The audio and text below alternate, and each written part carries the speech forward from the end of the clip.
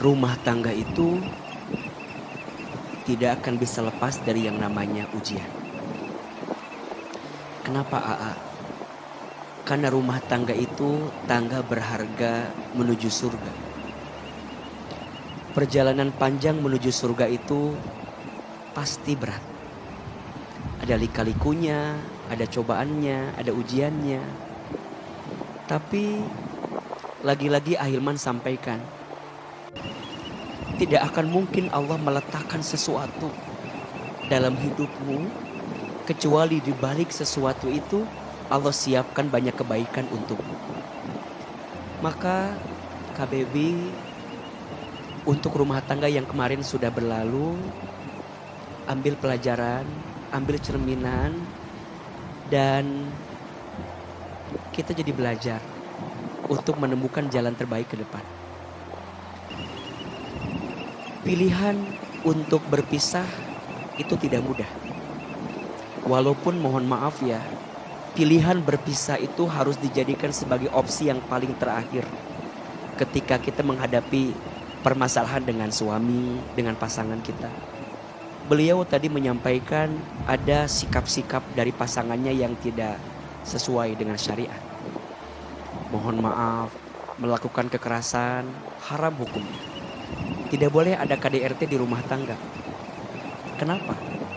Karena rumah tangga yang diisi dengan kekerasan tidak akan mengundang malaikat rahmat datang ke rumah tersebut. Dan dalam hal ini juga mohon maaf, bukan hanya pada sisi laki-laki ya, tapi juga perempuan juga sama. KDRT bukan hanya tentang fisik, tapi juga verbal. Bagaimana izin ya, istri belajar menghargai suami, istri belajar memuliakan suami, suami juga belajar menyayangi istri. Pada akhirnya rumah tangga itu saling menyayangi, saling mengasihi, saling mengerti, saling memahami, saling memberikan jalan kebaikan untuknya. Kalau KBB merasa bahwa yang kemarin itu memang tidak hadirnya kebaikan, maka berpisah adalah jalan terbaik yang sudah dipilih. Dan menurut AA, jangan terburu-buru untuk menghadirkan orang yang baru sebelum kita sembuh dengan luka yang ada di hati kita. Agar kita belajar untuk memahami dulu semua arti dari apapun yang sedang terjadi hari ini.